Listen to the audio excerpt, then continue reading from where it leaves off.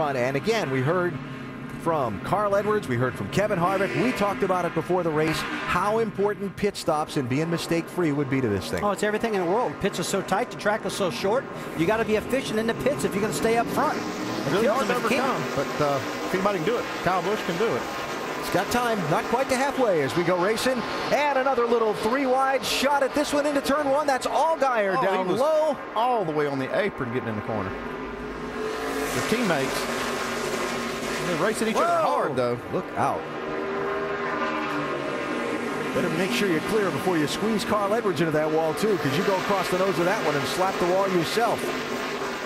So Keselowski leads, Allgaier and Edwards for second. Here's Harvick diving to the bottom of Sorensen for 4th and 5th. Hey, well, that's one of the cars we need to take a look at, is Harvick's car. He's been marching to the front. Oh, Carl gets a piece of the wall. Yeah, he hit that thing pretty good, too. I mean, a lot of sparks flew off under that car. Back to Harvick. I mean, this guy, we've been watching him the whole race. Oh, spin. Michael McDowell has spun around. That is in turn number 2. Leaders are coming. Fire it up, fire it up. And the yellow flag's out. Like Paul Menard might have outraced Boyer for that lucky dog spot on this caution. All right, that's it. I'm going to quit talking about Harvick, because every time I talk about him, something goes wrong.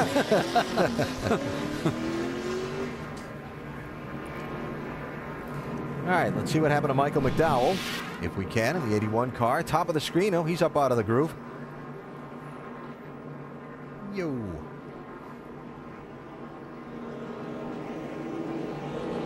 He's probably got his tires all full of junk when he get up there in the marbles, and then something going on, right? That just looks weird the way that car went around right there. It was awful slow when it was spinning, but Alan, I do agree with you. I mean, did we break an axle, maybe? I hit the gas, it turns right. When I get on the brakes, it snaps to the left. Sounds like we've got something wrong. Maybe a trailing arm bushing out of it or something.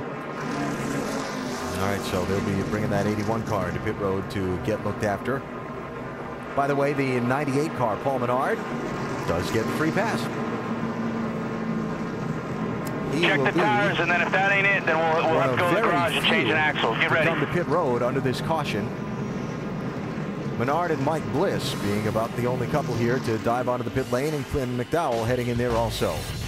Yellow number 5 out at Richmond, Virginia.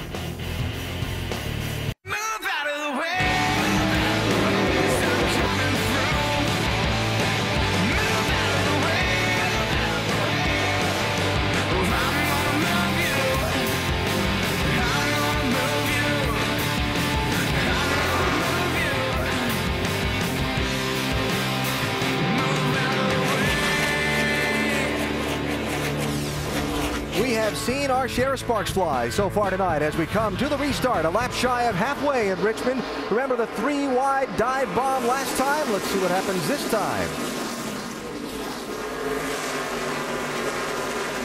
And man, look at that gaggle of cars coming off of turn 2, 3 and 4 and 5 wide. A lot of guys trying to get the lap back right there, racing for that lucky dog position. Dust up there in the back with Stephen Wallace and Kenny Wallace, and I'm not sure what all else, but everybody got away okay. Brad Keselowski the leader, Justin Allgaier second, Carl Edwards third, then the race for 4th. Reed Sorensen has it in that 32 car. Kevin Harvick was trying to get away from him, or get it away from him.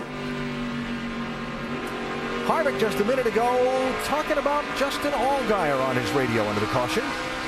Better go tell the 12. He ain't gonna get many of those chumps.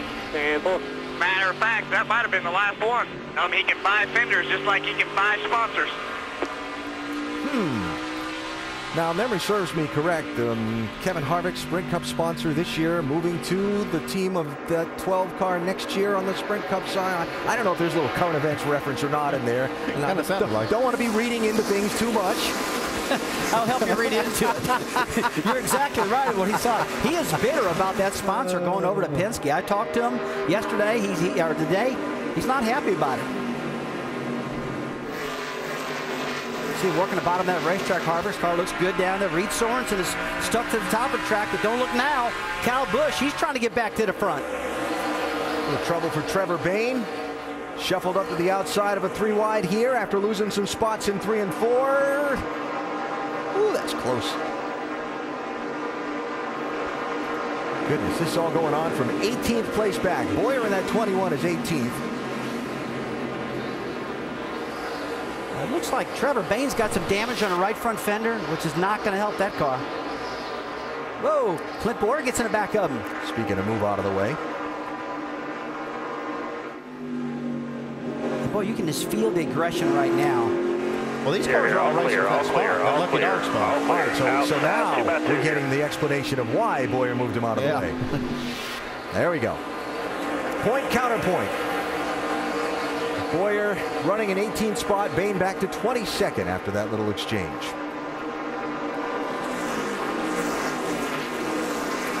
Now, somebody that I want to point out that has had a pretty solid race so far, that when I talked to in the garage earlier today, didn't have a lot of high hopes, Jamie McMurray in that 88. They weren't really sure what they had earlier today, but they have certainly had a good race. Well, what they had earlier today wasn't that good. They didn't qualify very well, but definitely racing a lot better than they qualified. Started in 27th spot, and McMurray has just taken away the 9th position from Joey Logano. Outstanding. Now another guy having a good rally. Brendan Gaughan, remember, he got the free pass just a little while ago. That was back at lap number 95. Here he is about to move into the top 10. Yeah, both these cars right here, the 62 and the one car, James Bush, are having a good run tonight. Yeah, that one car needs a good run. They need to find a sponsor. You know, James Finch is talking about selling that team. I hate to see him do that. He's been great for this sport. I guarantee if that car was in Victory Lane a little bit, he wouldn't be selling. I totally agree with you. I mean, Bush needs a little help because we need Finch around in this sport. Good guy. Harvick still trying to get that spot away from Sorensen. That's 4th and 5th. And just a mention of the James Finch story and his interest in selling his race team. He did say this week that that team will keep running for the rest of this season while he looks for someone to come in and take over.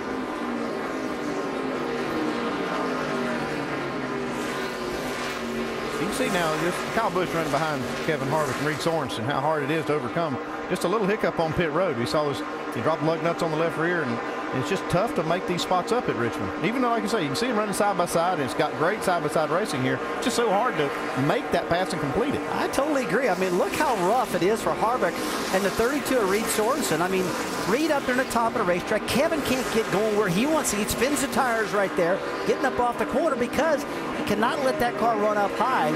And Kyle Busch is going, you guys make your mind up. You're going to go high, you're going to go low, you're going to run side by side all day here. Well, Reed's made his mind up from the start. He's been up in that lane. He's given them all the room in the world to race. They just can't get by him.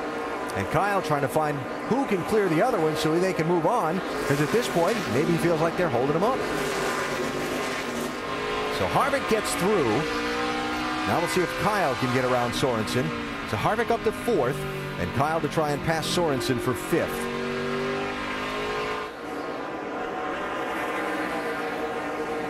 Back in 1988, this racetrack was a pretty flat fairgrounds half mile, and legendary race promoter Paul Sawyer, in 6 months' time, bulldozed it and built this 3/4 mile layout.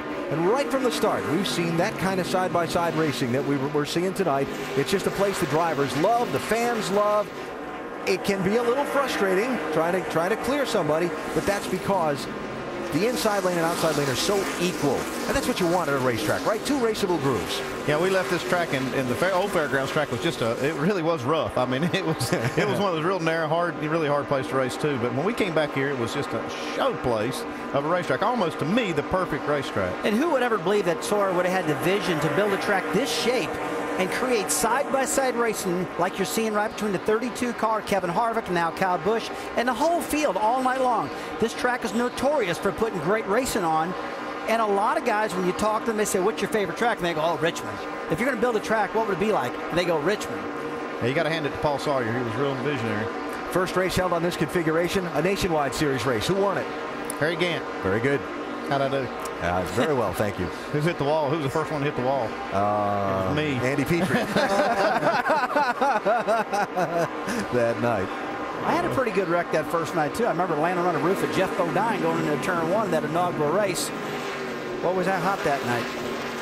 So Kyle Busch right here makes up the first position he's made up on the racetrack. Since that bobble. Since the bobble. And our aerial coverage brought to you by DirecTV. DirecTV, it'll change your life. Call 1-800-DirecTV.